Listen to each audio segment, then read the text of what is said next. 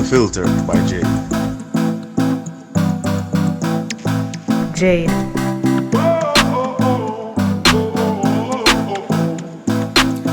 Welcome to the Unfiltered by Jade, where we educate, empower, and entertain. Feel free to like, share, subscribe, download, donate, and make everybody know about this.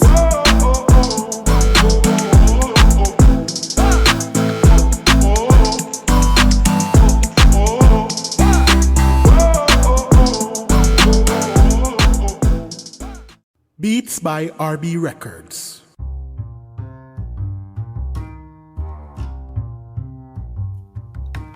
Shopping assistance, your style, your budget. Our services include online and local shopping for individuals and businesses, personal shopping, purchasing of company and office supplies, importing and exporting small packages across Jamaica and worldwide, and helping you find unique gifts and items for all events and occasions. Contact us at 876-919-5195 or shoppingassistance2015@gmail.com. Shopping Assistance, your style, your budget. Welcome back to the Unfiltered by Jade. We have with us here Dr. Adeola Folorunso, and we are going to be speaking about equity as a healthcare professional. I am happy to have her. She's also a part of my namesake, so I'm happy to have her to speak with us and to share with us about equity in healthcare. I think it's an important aspect. So to introduce her, she is the founder of Matter Mental. She is a global health advocate. She is a health educator, a public speaker, health event moderator, and a mentor. And I'm sure she does a whole lot more. But we're going to get into the matter of equity. Hi, Adeola, how are you? I'm doing well. How are you doing? I am great, doctor. I am great. Fantastic. That's great. Great to have you here to speak about this. So we're going to go right into it. I want you first to tell us, what does healthcare equity mean and why is it important? Yeah, that's a very fantastic question. Equity itself, it's a social system that values fairness and it tries to eliminate impartiality at all costs. Mhm. In equity, everyone is provided with resources and opportunity that are specific to their needs to be successful. Mhm. So, because of that, this is totally different from equality, Right. where everyone is given the same resources without considering their needs. So, for example, maybe in a particular population, what they need is shoes to wear, right? Mhm. What equality would do is to provide everybody shoes without considering the sizes because people have different leg size, right? Right. So equity would then look at who needs what, who needs certain size of shoe, who needs this particular size, or who needs this particular model of shoe. Do we need to modify the shoe? And so that's what equity does. So beyond equality, that gives people the opportunity, same opportunity. What equity would then do is to see at what particular cost or at what extent should we be giving this opportunity to people. True. That's right. Mm. I like that. I like the example of the shoes. People can understand it more to relate to. Because everybody needs shoes, but not everybody wear the same size. That's right. What key social determinants of health contribute to health disparities? And how can healthcare professionals address them? I think to start with, we need to understand what social determinants of health are. Okay. And yes, it helps us to, have a very good understanding of what we're discussing. According to the WHO definition, they see social determinants of health as those conditions in the environment where people are born, live, learn, work, play, worship. And these factors could actually impact their health outcomes. And also, they also made us to know that the social determinants of health have different undertones to it. For example, economic undertone, cultural, historical, political, and all these things come together to tie up, the overall outcome of an individual in the society.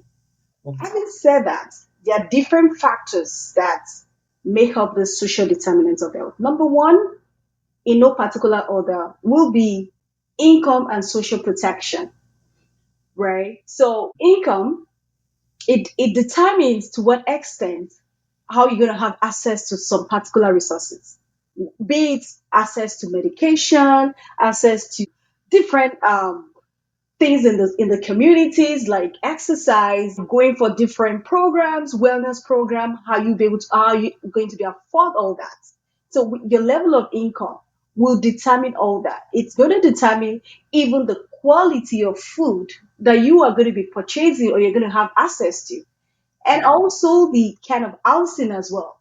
We all know that these days there's a lot of inflation, and if your income is not following that pattern of increase, then that's going to put you in trouble because your access to things or access to your basic needs will be affected Mm-hmm. alongside. Mm-hmm. Another aspect is education. Education is it opens that door of opportunity. It's kind of like a key that when you get that, it improves your social status and your value in the community, right? Mm-hmm. And when you look at education itself, your educational attainment determines your health knowledge too. It contributes to your health knowledge Yes. because it will improve your health literacy in terms of the diet you should be on, the kind of food you should be on. You are more inclined to what you should be looking out for when you go to the store to get stuff, Yes. right? With your educational attainment and from the health literacy from that, you be able to put yourself in behaviors that are healthy for yourself in terms of, avoid smoking, limit drinking excessively and stuff like that. And then put yourself into more exercise that's going to help you, your overall, outcome, health outcome. Right. And also with your educational attainment, it also determines your working environment or working condition, right? So depending on the kind of degree you have, right, it determines the kind of job you can have access to or you can be employed for, right? And Mm-hmm. with that, it also determines your income. So it's really tied to everything. It's a system, right? Yes. Yes. It's a system. So the kind of job you take or you have will determine your income, your level of income, and the kind of job you're going to be employed, you're going to be having. So with that, it's very important. Having said the income part of it, knowing fully well that your income determines your housing, your environment, your diet, Sure does. and your stress level, right? Yes, it does. It's just something very important. Another thing with the educational attainment is it also determines your social support system too as well, you know, and how you are being perceived in the society, how people see you, and to what opportunities are you being given, right? So this is just one piece of it. Another piece of it that is very important is also cultural background. Yes. There's so many things that these are biological in nature. These are some of the things that we might not be able to change, right? I know as things are getting better and people are getting more exposed to, traveling overseas and, they try to modify some of these things, but you cannot take them away because our culture, by definition, is a way of life. It determines us, it determines our identity, who we are, how people categorize us in the society. And some of these practices do have impacts on our health or overall outcome of health as well. Another thing is the social inclusion and non-discrimination contribute to those social determinants of health, right? With the social inclusion as well, it determines to what extent are you giving that opportunity in the society to contribute to things that pertain to your own overall health. So the a whole lot of things tie together to this social determinant of health that one part of it cannot just be left out. Very true. Everything comes together. That's right. Can you discuss the role of implicit biases in healthcare and its impact on the patient's care and treatment outcomes? But that's a very big one. That's a very big one because there's a paradigm shift in immigration to start with. In the Yeah. last few years, there's been a lot of immigration here and there globally. Yes. And the current global estimate is that there were around 281 million international migrants in the world in 2020, which equates to 3.6% of the global population. Overall, the estimated number of international migrants has increased over the past 5 decades, as over the past 50 years. So, what that means is that the total estimated 281 million people living in a country other than their country of birth in 2020 was 128 million, more than in 1990 and over 3 times the estimated number in 1970. Why did I go to that route? This is to tell us that there is multiculturalism that healthcare Yes. providers need to adopt, Yes. need to understand. Mhm. No one particular country will just have one particular race living in that country. No. No. And what that means is that when we have multiple cultures coming to make a country, the healthcare system will also see that impact as well, Yes. meaning the kind of patient you're going to be having. And so, if you belong to a particular race, you should be prepared to take care of everyone because of the growth in immigration and multiculturalism globally. So, the first thing is that the healthcare providers must embrace diversity in culture among Yes. the people they provide care for. It Yes. should not come as a shock. And that's why I went into that statistics. Yes. You know, the knowledge of that will strengthen their multiculturalism approach. And that's going to also help with cultural sensitivity and cultural competence. Yes. They will be prepared for the people they are going to be serving or be caring for. So it would not come as shock. And what that means is that the approach should be different. Ability to understand their culture, the culture of the people you're caring for, ability to be competent. It does not mean that you should know all their culture, but Right. the ones that is needed for you to be able to provide quality and timely care for your patient will be provided and should be known at that point.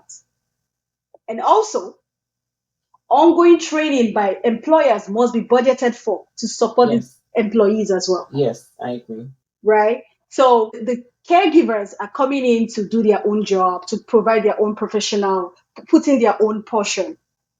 But should be prepared for the kind of people they're going to be caring for, right? Like I earlier stated. But Right. how is that going to happen?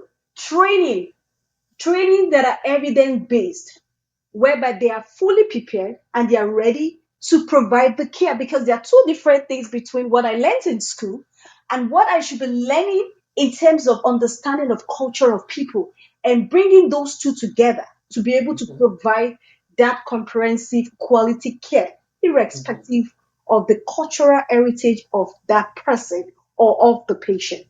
Mhm. So it's very important. Yeah, very important. Also, you look at the educational institutions as well. Let's take it back to, back to school where healthcare providers are being trained. This has to be strengthened.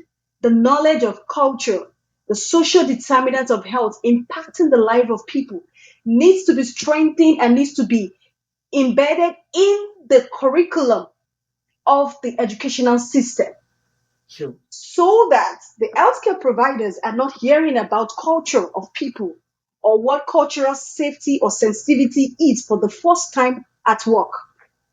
Mm. That has to be embedded in the curriculum.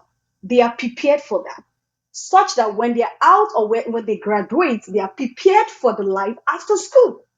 True. They are prepared for the people they are about to care for. And so that knowledge is very important because people are where they are not because they have done something wrong, but sometimes the roles of social determinants of it is just responsible for the current situation of people, right?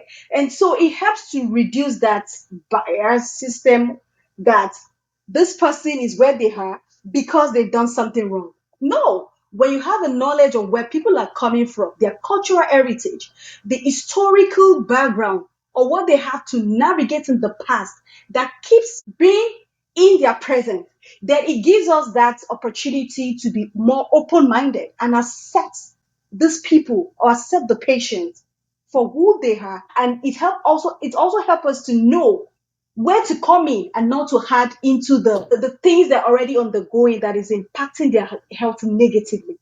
Yes. Right? The knowledge of a culture helps to reduce racism.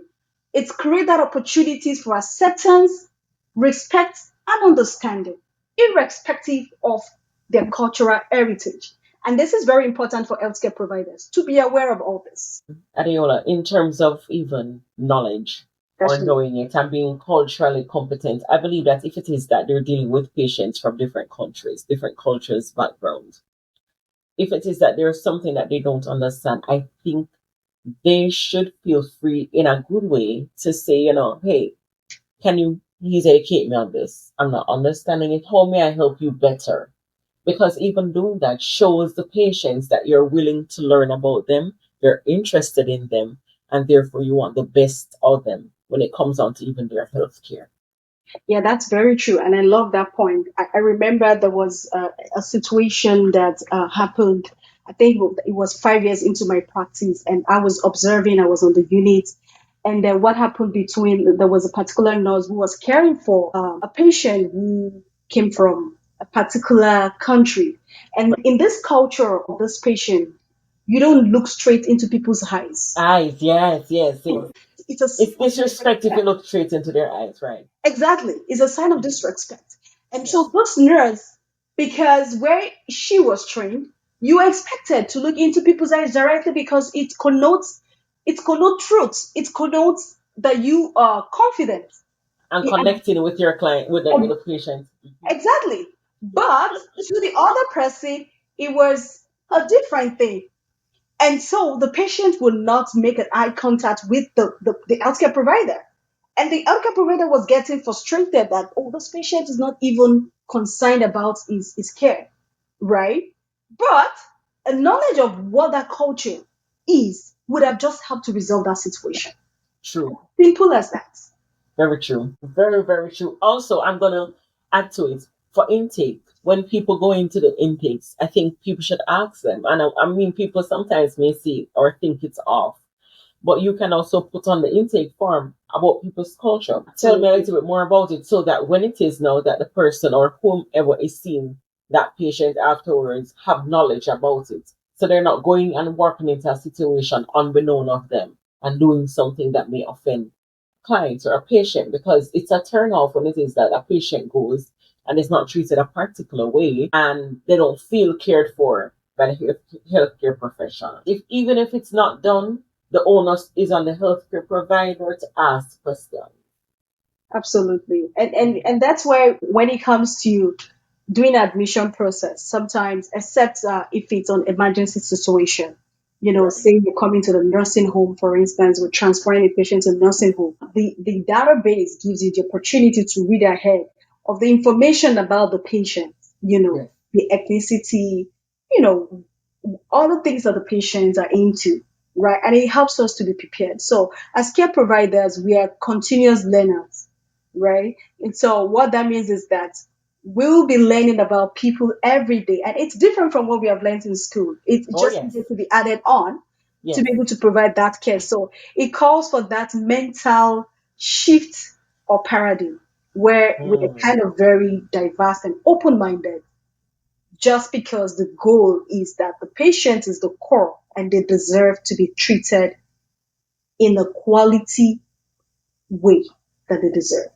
And I love that you spoke about embracing diversity and cultural sensitivity, because in order to serve, we have to have these skills. That's right. I want to know, what are some successful examples of programs or initiatives to reduce health disparities and promote health equality in undeserved communities? You see, we are in a time where this is the time where we need to really embrace various public health initiatives. This is the time. This is the time where we need to strengthen and fatten what public health initiative have to offer. And one of them is health promotion, right? Mm. And what health promotion looks at is an aspect where health education will be provided, should be provided for healthcare providers. And so health providers are trained and they provide that health information to people in their own local languages because we're having people coming from different countries, right? In a particular country, right? So what health promotion we do is that it will train the healthcare providers, right? And they are able to provide those information to their patient I agree with that. in I a definitely language agree where with it that. can be understood by those people, right? And what that means is that people are more connected when they have the people of similar cultural heritage in healthcare, right? If that cannot be provided, then we should be having what we call the professional interpreters, right?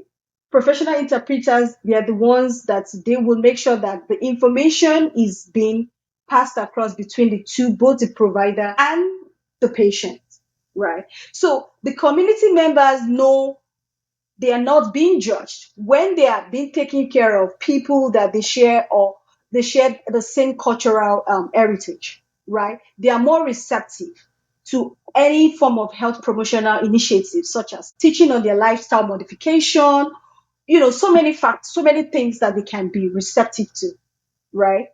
Another thing is introduction of connected care. It's one initiative that should be adopted, and it's already on the way. It's something that most healthcare institutions are using. And what that means is that the use of technology to connect to the patient, the providers, and the payers in a way that improve care coordination and leads to better outcomes, right? Yes. Because the healthcare system is so complex and so fragmented that an average person might not be able to navigate that. And so bringing that together will not only help the patient to access the healthcare system, but it will prevent them from being frustrated. Because Yes. you imagine you have to get to outpatient, for example, or emergency unit, for example, and you have to go through different sections, you know, to some people, it's a form of discouragement because next time if they have to go to, they will remember the experience Yes, and they and won't want to go. never return. And what that means is that something that a healthcare situation or a situation that could have been averted will become complex Yes. and lead to chronicity of their healthcare of their diseases, Yes. right? And so it is just bringing those information together, bringing a set of people together, patients, healthcare providers, and their payers, where there is proper coordination that leads to better outcome of people, right? Yes. And more importantly, for the people living in underserved communities, thank God for telehealth. Telehealth, although we're getting there, right? But Mm-hmm. the birth of telehealth is just so amazing. It It has is. done so many things, right? So with telehealth, people can have easy access to care in a timely manner, right? Irrespective of their geographical, location, because some people are just in areas where it is just too far away to get to where to have that complex services. Even as basic as having that interview with healthcare providers, maybe your physician, the surgeons, that interdisciplinary team approach as well, where everybody cannot travel, right? All you just have to do is in a particular facility, you can just have that telehealth equipment right there where the patient is connected. But again, the healthcare providers will have to be trained for that to be able to maneuver that, right? But Mhm. having said that, it saves a lot of travel time on the road. It does. It does. And the physician can even attend to more patients, Yes. right? Spend more time with the patient and improve overall quality care provided. Mm-hmm. And reduce stress. That's right. That's very true. That's very true. I think people need to take advantage of telehealth. That's Take right. advantage and use it. And I'm hoping that a lot of businesses, not just business, a lot of doctors, wherever it is, as I said, surgeons, physicians, wherever, whoever it is, will use this and take advantage because, as I said, it's more beneficial. You go in, there's not much time wasted because a lot of people sometimes you go to appointments and you have an appointment set and you go there, you're waiting for the doctor to finish with one person. and the time was gone, you're getting frustrated, you want to leave, you don't know where you went, you came in traffic, and it's such, you have a busy schedule. If it is that telehealth is there, it's more advantageous for you to use. If it is that they're running late, they tell you, and then they send another link. Okay, here it is now, we can connect.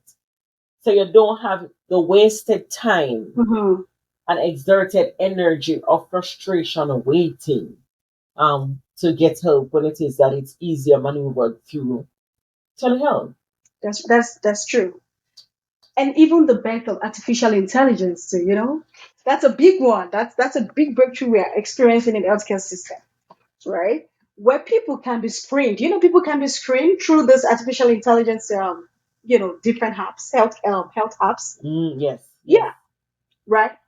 How accurate that is, we're not too sure, but we are there. At least it's coming up. yes. It's coming up. Where people can be screened, the machine just takes a full image of that person, and it's being sent back to the provider, and it goes back for analysis or interpretation, right? So people can be, a patient can be in a different country, say in England, and the care provider is in Australia. How amazing that is. That is amazing. Yeah, so many things are coming up, and it's very important that we begin to adopt all these good things to the full fledged to be able to provide the quality of care that patients need, irrespective of their social status or social determinants of health, right? And one thing that is also very important is the provision of funding. We could say all this, but if But there if there's no funding, exactly, if there is no funding, we need that funding to support local health programs, or any form of health programs, be it at local, national, international level, should be provided by decision makers and leaders as well, to be able to, support that, and even not just starting those programs. So many programs started, but they could not continue because funding was taken away. And those programs are actually very effective. Example would be going into the community to provide health education, you know, different health wellness program in the community to reduce obesity, diabetes in the community or among certain population. But when funding is taken away, then people fall out. yes, they don't have anything without funding. Exactly. And what we should also realize that when it comes to health disparities in the areas of life expectancy, a series of research have shown that there is about 14 years difference in life expectancy between the white and the black population, I see. right? That's a huge gap, right? That's a burden to the healthcare system and a burden to a whole race on its own. And we cannot also take away the part of the mental health too as well. When it comes to that health disparity too, right? You know, Strengthening those community services, right? People want to be fed first. People need to eat first before they Of start course, of about course. what they're Even supposed Jesus did to. that. Jesus fed the people first and then feed us and then you help. That's true. Go ahead. Exactly. People want to be fed first before they start thinking about self-esteem or self-actualization. Right. True. So the mental health part of it is that okay, the basic needs first, according to Abraham Maslow, it starts from the physiological need, food, clothing, shelter, and every other thing can be added on that triangle of Abraham Maslow needs, True. right? So we need to also pay attention to things like that, community service, and we're so grateful for the food bank that we have around too, right? Right. That's been helping since the years only God knows, Yes. helping out to reduce, hunger and all sorts of things that that could be avoided, right? Another thing is insurance. Right. That's a big deal. Those things just make the health disparity, the gap wider and wider. Yeah. Remember, this is largely due to the lack of expanded Medicaid coverage under the Affordable Care Act, right? Where, different states doing different things. For instance, you have to do a dental procedure. We all know how dental procedure is expensive, how expensive it is. When you don't have those coverage, you don't have insurance for it, and you have dental caries, that's a whole lot. You're going to have to deal with a lot of discomfort, dental discomfort, and sometimes, dental issues leading to respiratory diseases and even heart problems because we are not able to do the dental procedure.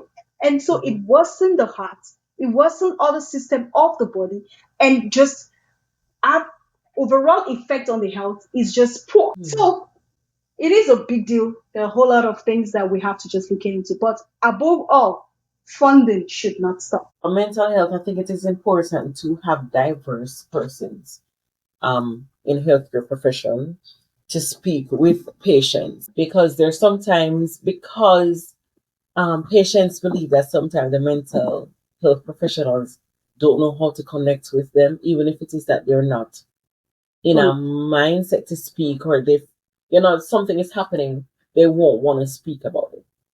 Because if you can't understand me when I speak, how are you going to understand what I'm going through, that's right. basically, right?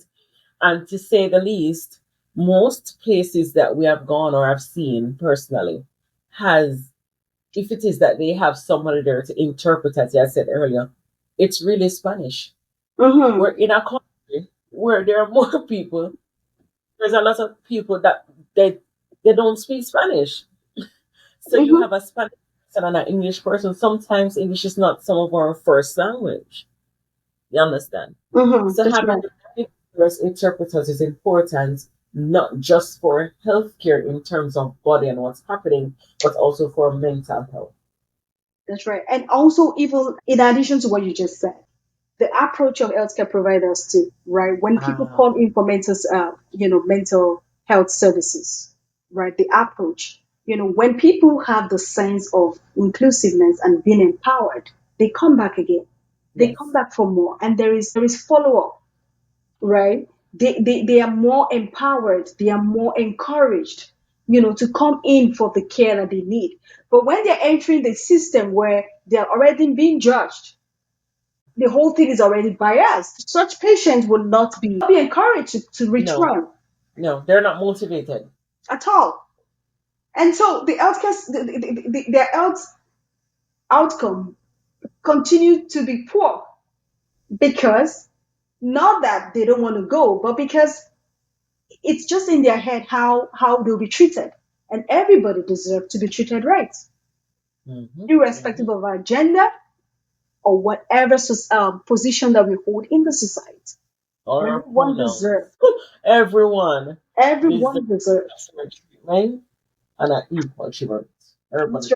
Yeah, it's our fundamental human right to be treated Right. right.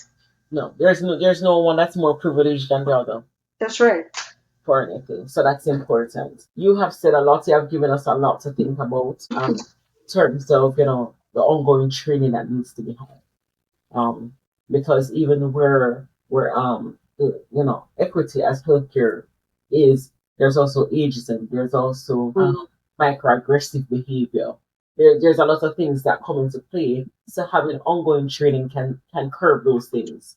And having culture and competence, having that in terms of educating yourself. Because some people say, oh, well, I didn't learn in school. Well, we're in the real world. And hands-on is different from just, reading about it. Hands-on approach is different. So having that approach and learning different ways to deal with different approaches and how you're going to deal with it is best. And Very also true. having that the cultural sensitivity that you spoke about and embrace diversity. All of these are needed to have a better healthcare professional system. That's true. Yeah. Yes, it's all Yeah. needed. Right. And I think healthcare is the educational system rather should not wait till when healthcare providers are in their final year of training before they start to teach about cultural competency and cultural sensitivity or all the impact of social determinants of health. It's something that should be started right from the beginning of the training and should carry on in the middle of the training to the end of the training to be able to make that well pronounced among healthcare providers. True. Right. Yeah. True. In the healthcare, though, there's a lot of systematic oppression where different cultures are concerned. So once that is broken down, and we can we can work to get rid of that, then I think we'll have a better society, even in terms of community and healthcare. Absolutely. Yeah. Dr. Adeola, I want you to let the people know where is it that they can find you, where they can connect with you. Yes, I'm going to say that, but if you don't mind, I just want to leave some final Go words. right ahead. Final word, because this topic is so dear to me that Mhm. we hope that everybody can join in the force. All healthcare providers can join in the force, to make the healthcare system a better place for all people to attend. When it comes to equity, healthcare providers should please respect, accept people's different cultural heritage. Mhm. Sometimes people are where they are in their healthcare not because of they've done anything wrong, but the impact of the social determinants of health. And so that understanding of that it might not be their fault, and that openness to hear their story and Yes. use that to be able to design their health in a proper way, or Yes. providing that evidence-based care for this patient. Also, the training is very important. And this Yes. goes for all employers. Please implement those in your training system for new hires. When it comes to recruitment, it should be part of those strategies that Yes. healthcare providers should know so that they are able to be prepared for the quality care that the patient deserves. Also, the impact of feedback post care. Healthcare providers should be open to feedback post care. When they get this, it helps to provide a quality care when they encounter such patients again, because that patient might come back, right? So feedback is very important. Very And important. adoption of those feedback, use that feedback, not just getting the feedback, but ability to use those feedback to improve their care is very important, I agree. right? So those are kind of just the little piece that I really want to, put out there that healthcare providers should please pay attention to. And Adela, they're not little pieces, they're actually major pieces that needs to be done. They may seem small, but they're actually major because you have to have feedback. You have to have feedback to improve your services. That's right. And it should be taken openly. There are times when people are afraid of feedback because it's criticism and they're Mhm. afraid that it's negative.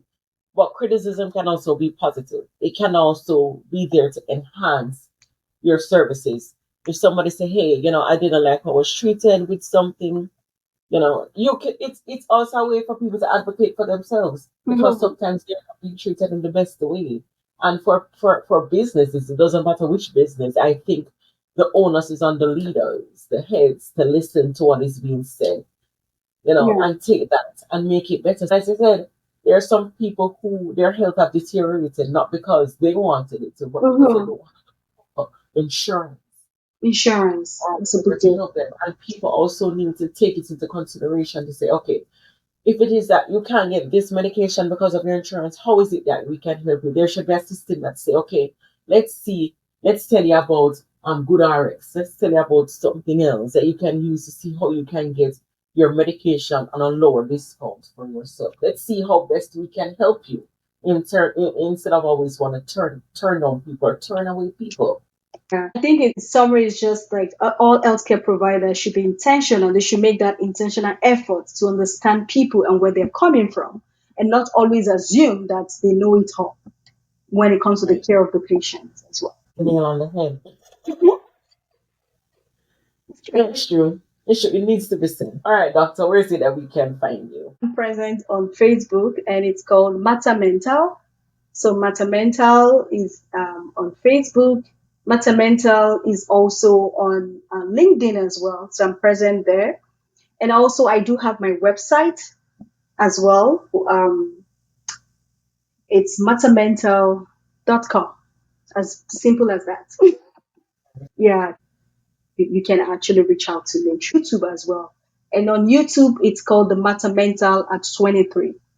Matameta at 23, the at sign 23, 23. Awesome. So, listeners, you have our information. You can contact her, contact her business or organization, learn more about this. And there are people who I know would want to connect in terms of dealing with professionalism in the healthcare system. There's a lot of healthcare professionals out there that can benefit from you and listening to what you have to say. So I'm imploring people out there to listen and learn. And remember, the onus is on us to be intentional. That's right. Respect and accept people and their culture. Not because it's not something we're used to means we need to shun it or means we need to show face to it. We need to accept it and understand that people are different. We all have different backgrounds and we all come from different cultures. That's important. Very true. That's it. Thank you so much again. And I want to say thank you to my listeners for continuing to listen to The Unfiltered by Jade. And we'll be back next week, Tuesday. Thank you. Bam bam bide, bam bam bide, badu bidi bam bam bide.